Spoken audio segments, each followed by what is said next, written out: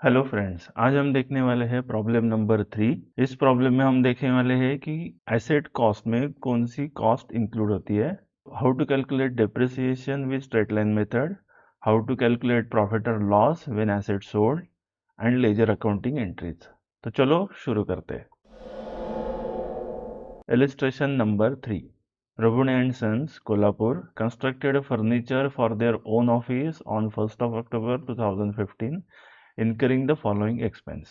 Material 72,000, wages 32,000. Estimated useful life of furniture is 10 years, with expected scrap value rupees 24,000 at the end of the life. On 1st of October 2018, entire furniture was sold for rupees 80,000. Firm closes its books of accounts on 31st March every year. Required furniture account, depreciation account for first 4 years. अभी यहाँ पे हमें क्या बोला है कि 1 अक्टूबर 2015 को furniture बनाने के लिए दो एक्सपेंसेस इनकर्ड किए। पहला कौन सा है? Material 72,000, wages 32,000। अभी कोई भी एसेट अगर हम कंस्ट्रक्ट करते हैं तो उसके लिए एसेट रेडी टू यूज होने तक जितनी कॉस्ट आएगी वो सारी की सारी कॉस्ट कहाँ पे हम डेबिट करते हैं? एसेट अकाउंट को।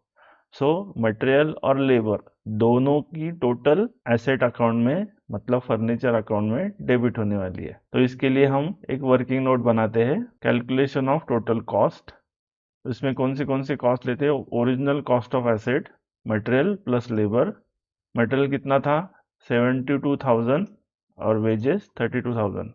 दोनों की टोटल आएगी 1,04,000। ये वर्किंग नोट हमें एग्जाम में बना के दिखानी है कि हमने ये कॉस्ट कैसे डिराइव की। तो हम क्या करेंगे, ये एक्सपेंसेस बैंक पेमेंट से किया है एज्यूम करना है और उसकी एंट्री क्या करेंगे? Furniture account debit to bank account. तो यहाँ पे फर्नीचर के डेबिट साइड में लिखेंगे टू बैंक अकाउंट और ब्रैकेट में लिखेंगे 72,000 प्लस 32,000 दोनों की टोटल। अभी अक्टूबर 15 मतलब 15-16 साल चल रहा है।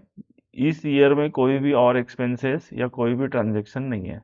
तो ईयर एंड के लिए हम क्या करने वाले हैं? डेप्रिसिएशन चार्ज करने वाले हैं। तो डेप्रिसिएशन के लिए आगे क्या बोला है? Estimated useful life of furniture is 10 years with expected scrap value 24,000। तो हमें पहले क्या करना है? एक वर्किंग बनाना है डेप्रिसिएशन कैलकुलेशन के लिए। सबसे पहले हम फॉर्मूला लिखेंगे।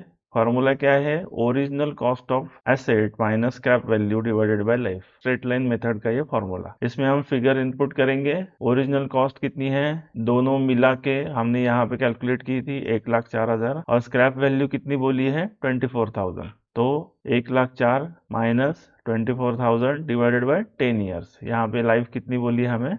10 ईयर्स। हम इसे कैलकुलेट करेंगे तो 1,04,000 माइनस 24,000 आएगा 80,000 और उसके बाद 80,000 डिवाइडेड बाय 10, 8,000 पर एनम। अभी ये पूरे साल का डिप्रिसिएशन है। हमें क्या चाहिए? हमने एसेट कब खरीदी की थी या फिर पूरी रेडी टू यूज कब हुई थी? 1 अक्टूबर 2015 को, मतलब in the middle of the year. Half year का ही डिप्रिसिएशन लगेगा। तो यहाँ पे फुल ईयर का 8,000 है तो हाफ ईयर का क्या होगा? 4,000। तो हम क्या करेंगे? Depreciation account debit to furniture account. तो फर्नीचर के क्रेडिट साइड में लिखेंगे बाय डेप्रिसिएशन 4,000। अभी अकाउंट का क्लोजिंग बैलेंस निकालेंगे। 1,04,000 माइनस 4,000, बैलेंस कैरिड डाउन 1,00,000। दोनों साइड की टोटल लिख लेंगे। उसके बाद नेक्स्ट ईयर में अभी यहाँ पे एक दूसरा ट्रांजैक्शन क्या बोला है? डायरेक्टली अक्टूबर 2018 में ट्रांजैक्शन है, इसके बीच में कोई भी ट्रांजैक्शन नहीं है। तो 16-17 में क्या ट्रांजैक्शन है? कुछ भी नहीं। तो ये पहले बैलेंस कैरिड डाउन है, इसे ब्रॉट डाउन करेंगे अप्रैल 2016 को। उसके बाद में वापस डेप्रिसिएशन चार्ज करेंगे। डेप्रिसिएशन के लिए फुल ईयर का डेप्रिसिएशन कितना है? 8,000। अभी यहाँ पे फुल ईयर का डेप्रिसिएशन लगेगा तो हम एंट्री करेंगे depreciation account debit to furniture, furniture के क्रेडिट साइड में बाय डेप्रिसिएशन अकाउंट। इसे भी क्लोज करेंगे अकाउंट को। 1,00,000 माइनस 8,000, इसका क्लोजिंग बैलेंस आएगा 92,000। इसे हम ब्रॉट फॉरवर्ड करेंगे। दोनों साइड की टोटल पहले लिख लेंगे और अमाउंट ब्रॉट फॉरवर्ड करेंगे 92,000। अभी ट्रांजैक्शन कौन सा साल है? अभी 17-18।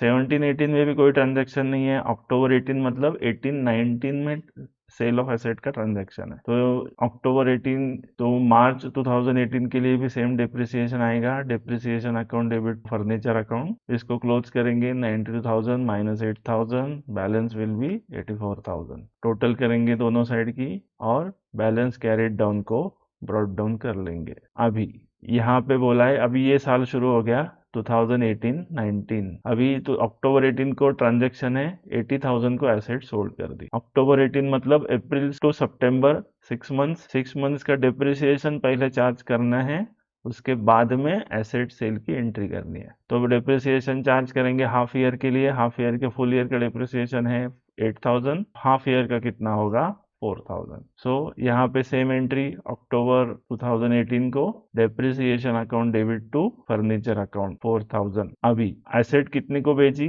80,000 को, अभी बुक्स में एसेट का कितनी वैल्यू बाकी है ये हमें पहले निकालना है। तो 84,000 माइनस 4,000 कितना होता है 80,000, और एसेट कितने को बेची है 80,000 को। इसका मतलब जितनी बुक वैल्यू थी उसी वैल्यू को एसेट को बेच दिया। इसका मतलब no profit no loss. So हम एंट्री क्या करेंगे, bank account debit to furniture account. तो बैंक अकाउंट को डेबिट करेंगे 80,000, फर्नीचर अकाउंट के क्रेडिट साइड में लिखेंगे बाय बैंक अकाउंट 80,000, दोनों साइड की टोटल करेंगे, ये होगी फर्नीचर अकाउंट क्लोज। अभी ये हमने फर्नीचर अकाउंट बनाया, यहाँ पे हमें क्या बोला था डेप्रिसिएशन अकाउंट भी बनाना है। तो हमने जहाँ पे डेप्रिसिएशन को डेबिट किया है तो डेप्रिसिएशन अकाउंट के डेबिट साइड में लिखेंगे टू फर्नीचर अकाउंट। तो डेप्रिसिएशन अकाउंट के डेबिट साइड में आएंगे, यहाँ पे लिखेंगे टू फर्नीचर अकाउंट। ओके, और साइमल्टेनियसली उसी ईयर एंड को हम ट्रांसफर कर देंगे प्रॉफिट एंड लॉस अकाउंट को। तो ये डेप्रिसिएशन अकाउंट यहाँ पे क्लोज हो जाता है। इसका कोई बैलेंस नहीं रहेगा क्योंकि सारा की सारी वैल्यू हम प्रॉफिट एंड लॉस को ट्रांसफर कर देते हैं। नेक्स्ट ट्रांजेक्शन कौन सा था डेप्रिसिएशन का,